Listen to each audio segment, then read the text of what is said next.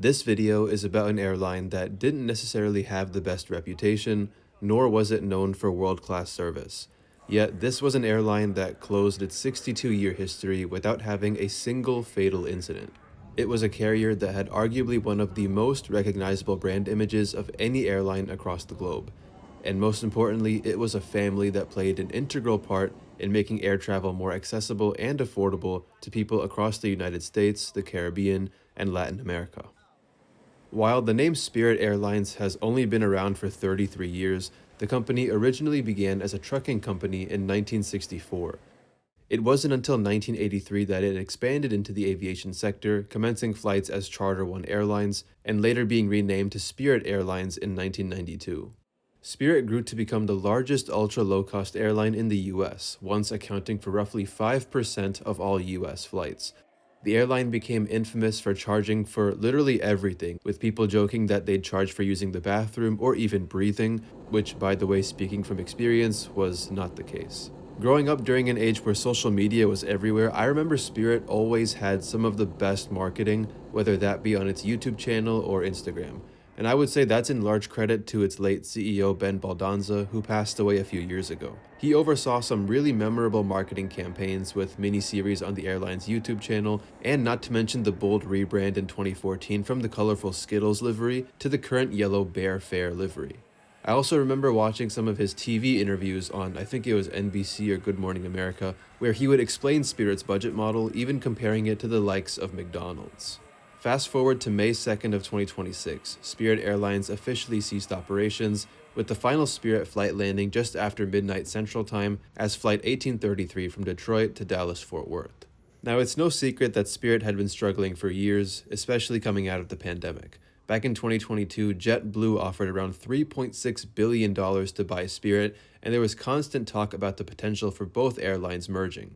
However, in January of 2024, the US Department of Justice Antitrust Division blocked the merger because an airline like JetBlue, which is, I guess, somewhat of a low-cost airline, but more so a hybrid type, them buying an ultra-low-cost carrier like Spirit would lead to an overall increase in fares for consumers.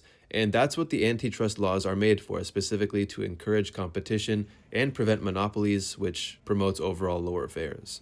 And JetBlue wasn't the only airline that wanted a piece of Spirit. A carrier more up its alley, ultra-low-cost competitor Frontier Airlines, initially proposed a merger in 2022 before Spirit shareholders rejected it in favor of JetBlue's higher offer. Following the unsuccessful JetBlue deal, Spirit entered bankruptcy in 2024, and Frontier came back actually with new offers to merge, which Spirit rejected for being financially inadequate. Moving on into 2025 and 2026, there were renewed discussions and expectations that a deal with Frontier could go through. However, both airlines were suffering from weak finances, and Spirit's continuously deteriorating condition made a final deal difficult. Now, you could argue that Spirit losing its opportunities to merge with other airlines is the main underlying cause for its demise, but let me know what you think in the comments. Furthermore, times and preferences have changed in recent history. Spirit's ultra-low-cost model with very cheap base fares and charging for everything, it all really kind of worked back when fuel was cheaper and price-sensitive demand was strong. Coming out of the pandemic, more travelers have tended to prefer comfort, reliability, and have been more willing to pay up for more premium options. And not even that, but all of the airlines nowadays, they offer fare classes that mirror budget airlines like Basic Economy, allowing full-service airlines like American to offer prices similar to the likes of Spirit and Frontier, while still offering better amenities on board. It also didn't help that Spirit's new A320neo family of aircraft were powered by Pratt & Whitney engines, which have already caused major headaches to the airline in the past, as they have with other airlines. Spirit being forced to ground multiple aircraft because of engine issues was already hurting it, so that's definitely another underlying component that didn't aid its survival in any way.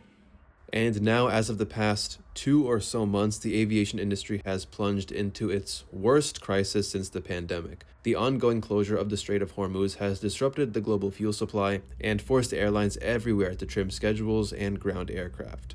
With this in mind, survival became unsustainable for Spirit, and the final nail in the coffin was the airline's inability to finalize a $500 million bailout or restructuring deal thanks to resistance from creditors and political hurdles.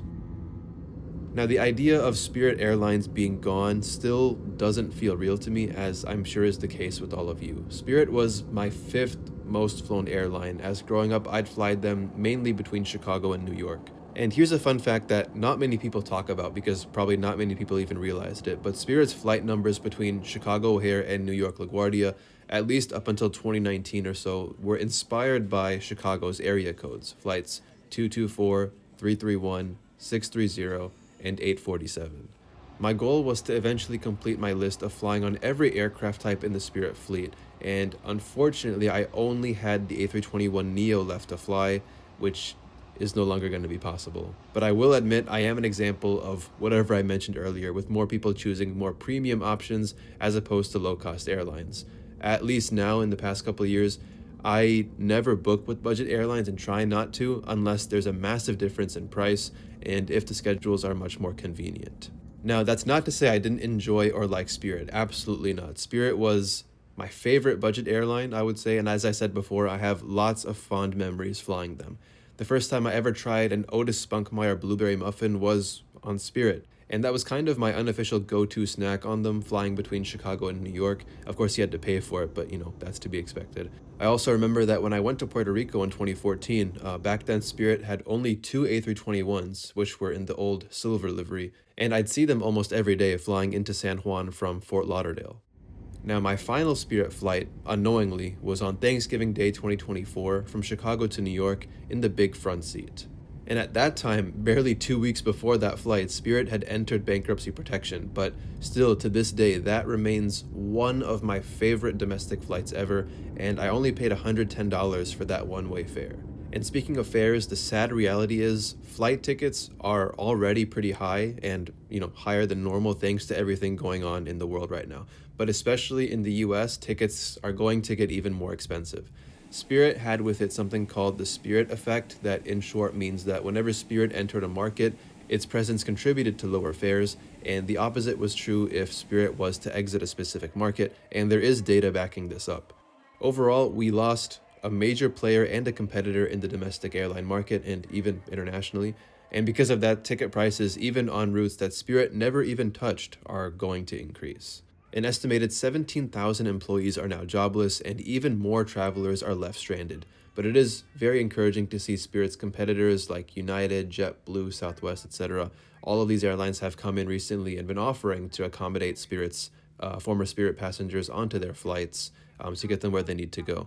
And the thing that really hurts about losing Spirit that I don't think many people are thinking about is that it played a huge role, even more so than its low-cost competitors, I'd argue, in making flying more affordable and accessible not just to the American public, but also to those across the Caribbean and Latin America. I mean, what other airline do you know of that flew between New Orleans, Louisiana, and San Pedro Sula in Honduras? And that's another reason why I always really admired Spirit. It flew to so many unique and untouched destinations, primarily from its hub in Fort Lauderdale, serving as a huge and sometimes the only nonstop link for members of Florida's huge Latin American community wanting to visit friends and family back home. And some of those destinations I had never even heard of. Like, I didn't know there was a city called Armenia in Colombia, which is actually pronounced Armenia, but spelled the same way, until I found out that Spirit flew there a couple of years ago. And speaking of Colombia, Spirit had the largest network in the country of any U.S. airline, serving not just Bogota, but also Armenia, Bucaramanga, Barranquilla, Cali, Cartagena, and Medellin. So from Aguadilla to Atlanta, Bucaramanga to Boston, Cap Haitian to Chicago, and Ponce to Philadelphia, communities all over are going to feel the effects of Spirit Airlines' demise. I hope for the best for all of Spirit's hardworking and wonderful employees, and will genuinely absolutely miss this legendary airline and its bright yellow planes. So thank you all so much for tuning into today's video. Let me know if you have any fun stories with Spirit, because I sure do, but I'm not going to bore you all by telling those stories now, as this video is already pretty long enough. I haven't made one of these aviation news videos in a while, so this was fun to make again, and I hope later this summer I'll be able to do more. But until next time, take care everyone, and I will see you very soon in the next video.